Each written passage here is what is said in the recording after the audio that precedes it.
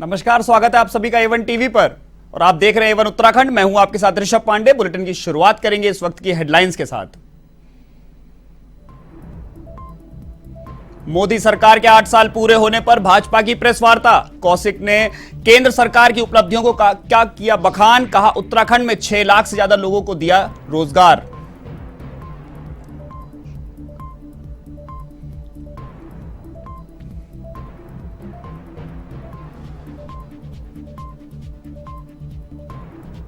उत्तराखंड में लाखों कर्मचारियों के लिए राहत भरी खबर। वित्त विभाग ने 31% बढ़ाई महंगाई भत्ते की दर। सीएम धामी ने लगाई फाइल पर मुहर।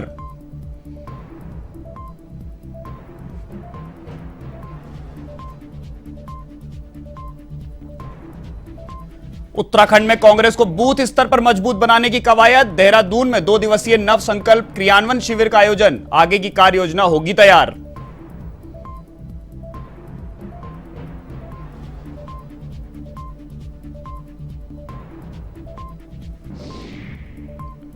चारधाम यात्रा में हेलीकॉप्टर बुकिंग के नाम पर ठगी। चमोली पुलिस ने मास्टरमाइंड को किया गिरफ्तार। देश भर में 15 से 20 लाख की कर चुका है धोखाधड़ी।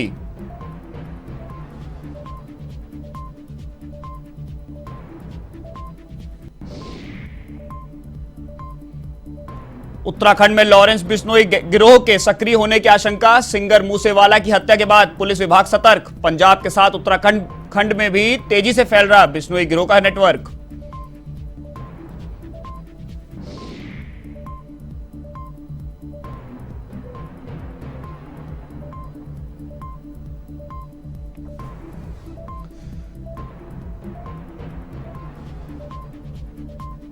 अब खबरें विस्तार से। उत्तराखंड सरकार ने सरकारी कर्मचारियों को बड़ा तोहफा दिया है। वित्त विभाग ने 2021 से 31% की दर से महंगाई भत्ता प्रति माह की अनुमति दे दी है। प्रदेश के कर्मचारियों और पेंशनरों के 3% महंगाई भत्ते की फाइल पर मुख्यमंत्री पुष्कर सिंह धामी ने मुहर लगा दी है। वित्त मंत्री प्रेमचंद अग्रवाल ने भी फाइल पर अनुमोदन दे दिया है। अब वित्त विभाग चंपावत विधानसभा उपचुनाव की आचार संहिता के आलोक में निर्वाचन विभाग से परामर्श लेगा। आपको बता दें कि प्रदेश के कर्मचारियों और पेंशनरों को महंगाई भत्ते का बेताबी से इंतजार था। वित्त विभाग ने डीए का प्रस्ताव बनाकर फाइल मुख्यमंत्री और वित्त मंत्री को भेजी थी। मुख्यमंत्री के फाइल पर अनुमोदन देने के बाद वित्त मंत्री ने भी डीए की फाइल पर स्वीकृति दे दी है।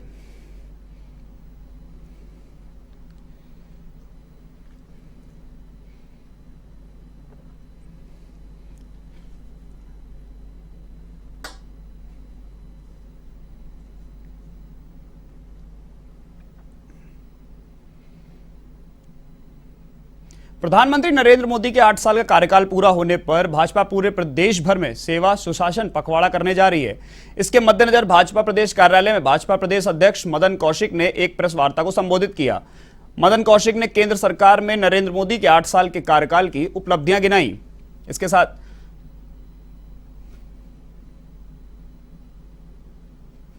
इस प्रकार से खोले जाए तो विपक्ष के लोगों ने मजाक बनाया, लेकिन आज आपको बताते हुए व्यास हो रहा है कि 45 करोड़ से ज्यादा देश के अंदर इस प्रकार के खाते खुले। देश के अंदर कोई बेघर ना हो, ये संकल्प लेकर मोदी जी ने अपनी सरकार को सिद्धि की तरफ पूरी प्रतिबद्धता के साथ आगे बढ़ाने का काम किया। सालों में सिर्फ 55% घरों में ही रसोई गैस थी। 2016 में मोदी सरकार ने 8 वर्षों में आज 7% देश के अंदर इस प्रकार रसोई गैस की व्यवस्था भी की है। और 39 लाख ऐसे लोगों को अभी तक घर देने का काम भी सरकार ने किया है। उत्तराखंड विधानसभा का बजट सत्र 14 जून से देहरादून की विधानसभा में आहूत किया जाएगा, जिसको लेकर उत्तराखंड की सियासत एक बार फिर से गर्मा गई है। आपको बता दें कि भारतीय जनता पार्टी के प्रदेश अध्यक्ष मदन कौशिक ने गैरसैंण में विधानसभा का बजट सत्र न कराए जाने को लेकर सफाई पेश की है।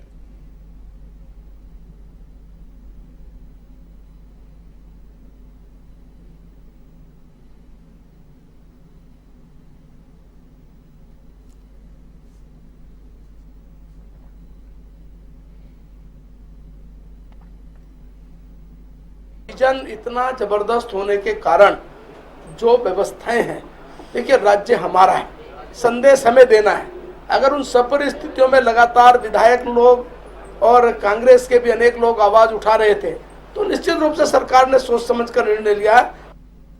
उत्तराखंड में कांग्रेस को बूथ स्तर पर मजबूत बनाने की कवायद शुरू हो गई है। उदयपुर में कांग्रेस के राष्ट्रीय स्तर पर आयोजित नवसंकल्प शिविर में लिए गए निर्णयों को अब उत्तराखंड में लागू किया जा रहा है। कांग्रेस प्रदेश अध्यक्ष करण माहरा की अध्यक्षता में देहरादून में 2 दिवसीय नवसंकल्प क्रियान्वयन शिविर आयोजित किया जाएगा। इसके साथ ही 2 दिनों तक पार्टी के नेता उदयपुर नव संकल्प चिंतन शिविर में लिए गए निर्णयों के अनुसार उनके क्रियान्वयन के लिए कार्य योजना तैयार करेंगे।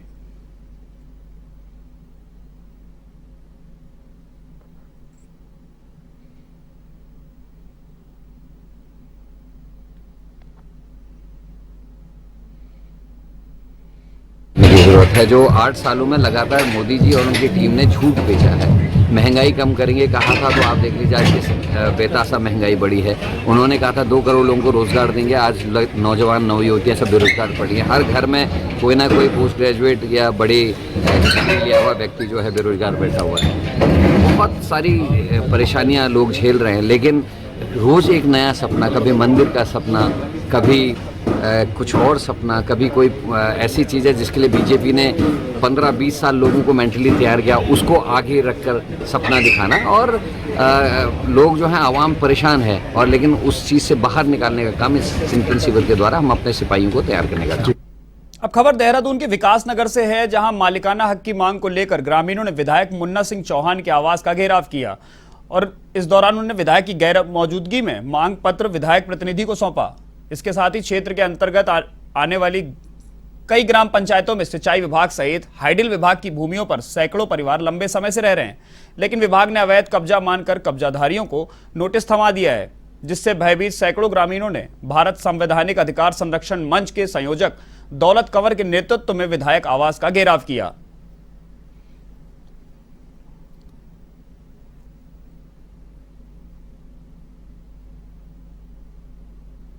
से लगभग 40-45 वर्षों से ढकरानी डालीपुर बूंद नंबर 1 कुंजा में 900 परिवार निवास करते हैं और उनके पास बाकायदा बिजली का बिल है, पानी का बिल है, वोटर आईडी है, आधार कार्ड है, उस नंबरों पे बने हुए हैं। इतनी सालों से और ये लोग, पूरी जनता वहाँ पर रह रही है, अपने पक्के मकान बने हुए हैं। और अभी चुनाव के तुरंत बाद जो है वहाँ पर लाल निशान लगा दिए गए रिजल्ट आने के तुरंत बाद ही। तब से लेकर ये बहुत परेशान हैं और इसके लिए उन्होंने हमें मदद के लिए बुलाया। भारत संवैधानिक अधिकार संरक्षण मंच ने हम लोगों ने गांव-गांव, घर-घर जाकर मीटिंगें करी और हमारे साथ में वहाँ के प्रतिनिधि हमारे साथ में हैं, प्रधान हैं जो पूर्व क्षेत्र पंचायत सदस्य चुनाव लड़े, वो भी साथ में हैं। और उन लोगों ने ये निर्णय किया, सब लोगों ने, कि हम एक ज्ञापन, क्योंकि विधानसभा सत्र है 7 तारीख को, विधायक जी को एक प्रार्थना पत्र देते हैं। देहरादून में राज्य आंदोलनकारी मंच के तत्वाधान में राज्याधीन सेवाओं में प्रदत्त 10% क्षैतिज आरक्षण की बहाली की मांग की गई है और अनिश्चितकालीन क्रमिक धरना शहीद स्मारक देहरादून में शुरू किया गया है। मंच के अध्यक्ष क्रांति कुकरेती ने बताया कि विधानसभा चुनाव में मुख्यमंत्री से कई बार बातचीत की गई थी और मुख्यमंत्री की पहल पर मंत्रिपरिषद की बैठक और राज्यपाल से हस्ताक्षर का अनुरोध भी किया गया था, लेकिन अभी भी इस विषय पर कोई सकारात्मक कार्रवाई नहीं हुई है।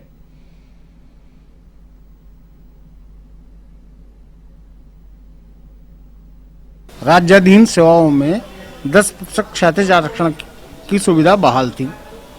माननीय नरेंद्र तिवारी जी ने राज्य आंदोलन में प्रतिभाग करने वाले लोगों के लिए राज्याधीन सेवाओं में 10% क्षैतिज आरक्षण की व्यवस्था की थी।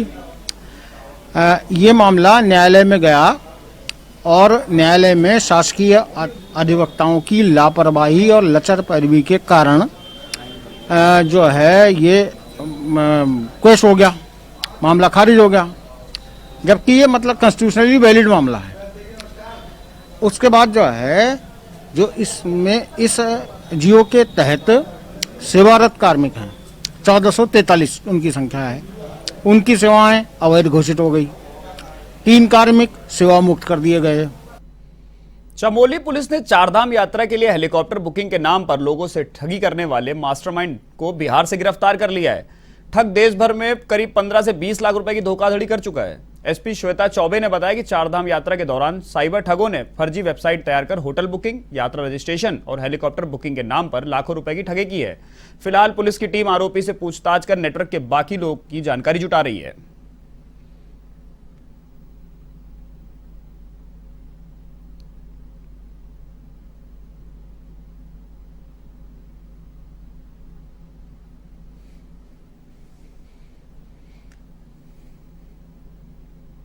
उत्तर प्रदेश से आए एक श्रद्धालु द्वारा बद्रीनाथ थाने में एक तहरीर दी गई कि उनके द्वारा हिमालयन हेली सर्विस नाम की एक साइट से केदारनाथ यात्रा के लिए बुकिंग करवाई गई थी, पर उसके बाद जो एजेंट है वो उनका लगातार जो है फ़ोन उठा नहीं रहा है और उनकी टिकट भी जो है दी नहीं गई है, जबकि उनसे 24,000 से ज़्यादा का अमाउंट ट्रांसफ़र उनके द्वारा उसके अकाउंट में किया जा चुका है। इस पर मुकदमा पंजीकृत किया गया, हमारे द्वारा टीम बनाई गई और यह पता चला कि अभियुक्त की जो लोकेशन है वो नवादा बिहार आ रही है।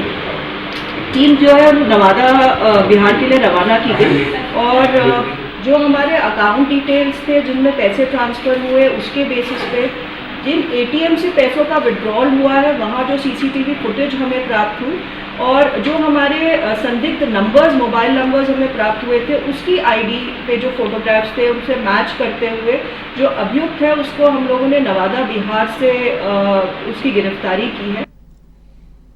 इन दिनों उत्तराखंड में तू डाल डाल में पात पात वाली कहावत भूमाफिया और एसडीआरए विभाग पर सटीक बैठ रही है। एक तरफ जहां भूमाफिया अवैध कॉलोनियों का निर्माण कर रहे हैं तो एसडीआरए पीछे पीछे उन पर बुलडोजर चला रहा है। रुड़की एसडीआरए विभाग ने हाल ही में दर्जनों कॉलोनियों पर बुलडोजर चलाकर उनको ध्वस्त किया और साफ चेतावनी दी है कि अवैध कॉलोनियों का निर्माण किया गया तो कानूनी कार्रवाई के साथ ध्वस्तीकरण भी किया जाएगा। इसके साथ ही एसडीआरए विभाग के इस एक्शन प्लान से भूमाफिया में भी हड़कंप मचा हुआ है। साथ ही विभागीय अधिकारियों की मौजूदगी में करीब आधा दर्जन अवैध कॉलोनियों पर बुलडोजर चलाया गया। कॉलोनियों में हुए निर्माण को ध्वस्त करने के बाद अधिकारियों ने निर्माण धारकों को चेतावनी भी दे दी।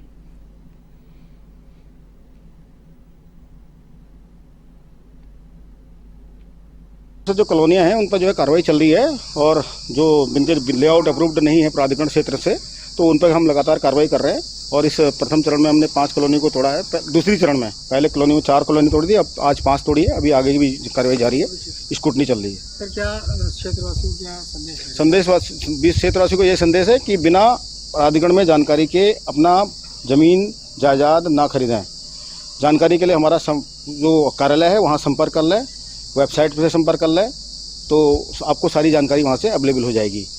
और अपने घर को जो आप ज़िंदगी भर की कमाई खरीद बनाते हैं और उसको जो है फिर अनाधिकृत रूप से कॉलोनी में ले लेते हैं, वहाँ नक्शा पास नहीं होता, आपको फाइनेंस लोन नहीं होता, तो मैं यही संदेश दूंगा कि आप बिना जानकारी के ज़मीन ना खरीदें।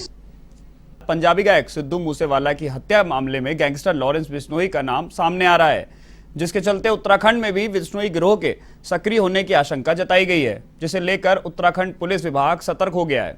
आपको बता दें कि पुलिस के अनुसार बिश्नोई गिरोह का नेटवर्क पंजाब के साथ राजस्थान, हरियाणा, दिल्ली से होते हुए अब उत्तराखंड में भी तेजी से फैल रहा है।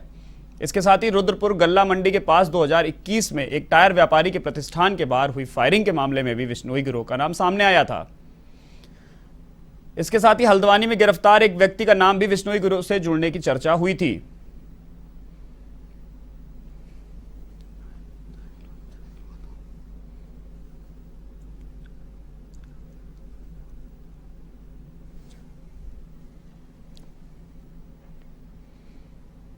खबर उधम सिंह नगर से है, जहां जसपुर के सरकारी तालाब भूमि से अतिक्रमण हटाने को लेकर प्रशासन ने कमर कस ली है।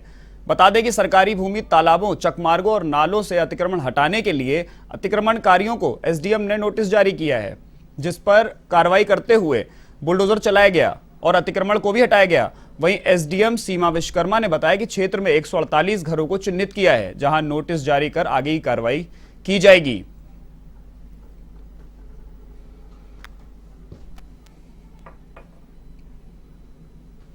पंद्रह परिवार ऐसे हैं कि जिनके द्वारा अतिक्रमण किया गया था और उनको पूर्व में भी नोटिस दिया गया था कि माननीय सुप्रीम कोर्ट और माननीय हाई कोर्ट के द्वारा हमको निर्देश दिए हैं कुंवरपाल वर्सेस गवर्नमेंट और सूरज सिंह वर्सेस गवर्नमेंट के उसमें, जो उन्हीं के अनुपालन में यहाँ पर पूर्व में नोटिस दिए गए थे और उनके द्वारा आज तक इसमें खाली नहीं करवाया गया है। तो आज की जो इनकी मियाद थी वो कल पूरी हो गई थी और आज इसी कारण से प्रशासन यहाँ पर अतिक्रमण जबरन हटा रहा है। देखिए अभी ऐसे 148 घरों को चिन्हित किया गया है और उनको नोटिस भी भेजा गया है और लगातार ही जैसे जैसे सूची उपलब्ध होती जा रही है वैसे वैसे इनको नोटिस दिया जा रहा है। अब खबर ऋषिकेश से है, जहां चारधाम यात्रा मार्ग पर जाने के लिए बीटीसी परिसर के रजिस्ट्रेशन काउंटर पर स्थिति लगातार बिगड़ती जा रही है। प्रतिदिन रजिस्ट्रेशन कराने वाले तीर्थयात्रियों की संख्या में इजाफा हो रहा है, जिसके चलते रजिस्ट्रेशन नहीं मिलने पर तीर्थ यात्रियों ने काउंटर के बाहर हंगामा कर दिया। सूचना पर पहुंची पुलिस ने बामुश्किल तीर्थयात्रियों को शांत कराया। वहीं भरी गर्मी में रजिस्ट्रेशन के लिए लाइन में खड़े कई तीर्थयात्री बेहोश हो गए, जिन्हें अस्पताल भेजा गया।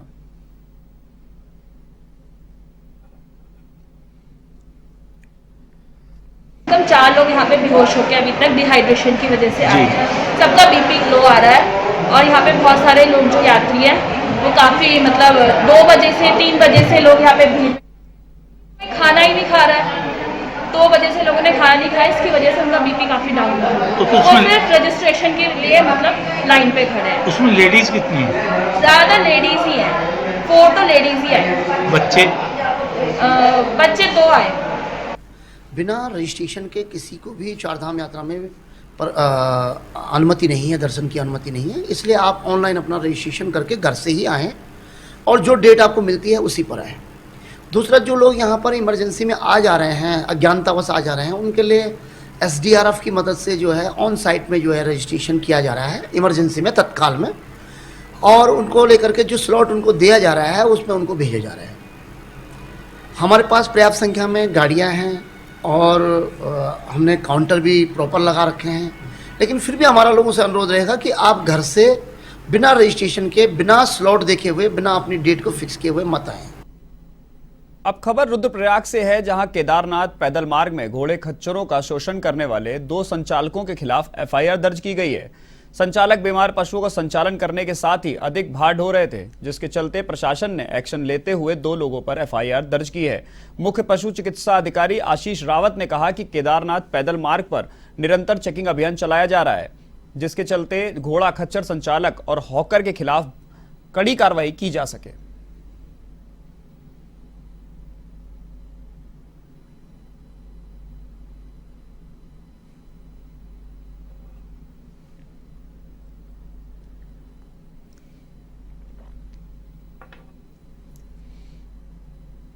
दुनिया के कई देशों में मंकी पॉक्स वायरस मरीज मिलने के बाद उत्तराखंड में इसे लेकर अलर्ट जारी किया गया है। आपको बता दें कि सभी अस्पतालों को ओपीडी में आने वाले मरीजों की स्क्रीनिंग के साथ ही लक्षण दिखने पर तत्काल उच्च स्तर पर रिपोर्ट करने को कहा गया है। स्वास्थ्य महानिदेशालय की ओर से जारी एडवाइजरी में प्राइवेट अस्पतालों को भी मंकी पॉक्स के संदर्भ में निर्देश जारी किए गए हैं। उनसे कहा गया है कि किसी भी मरीज में मंकी पॉक्स के लक्षण दिखने पर इसकी जानकारी जिले के मुख्य चिकित्सा अधिकारी को दी जाए। इसके अलावा स्वास्थ्य विभाग की सर्विलांस टीम को विदेश से आने वाले लोगों पर नजर रखने के लिए भी कहा गया है। साथ ही प्रभावित देशों से आने वाले लोगों पर विशेष फोकस करने के लिए निर्देश दिए गए हैं। इधर DG health doctor Shailaja Bhatt ने इस संदर्भ में सभी सीएमओ और सीएमएस को निर्देश भेज दिए हैं। आपको बता दें कि मंकी पॉक्स वायरस दुनिया के 20 देशों में पांव पसार चुका है। अफ्रीकी देशों में पाई जाने वाली यह बीमारी यूरोप के साथ ही कई और देशों में भी पहुंच गई है।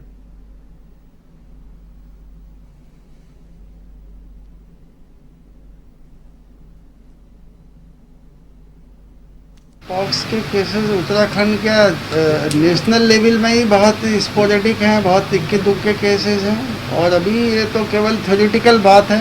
जो हमारा मेडिकल कॉलेज है उसमें बच्चों को एजुकेशन के रूप में तो हम इसके बारे में जानकारी दे रहे हैं, लेकिन कोई ऐसा केस हमारे स्टेट में या हमारे ज़िले में या हमारे अस्पताल में अभी तक तो कोई ऐसा आया नहीं है। पर ये ज़रूर है कि वो उतना मतलब एग्रेसिव नेचर का नहीं है। और ये भी कहा है कि वो उसमें रिकवरी रेट भी अच्छे हैं। ऐसा हमको और जगह के जो इंसिडेंट्स जहाँ हुए हैं वो हमको ये ज्ञात हुआ है। इस बुलेटिन में फिलहाल के लिए इतना ही। देश और दुनिया की तमाम खबरों के लिए देखते रहिए A1 TV। नमस्कार।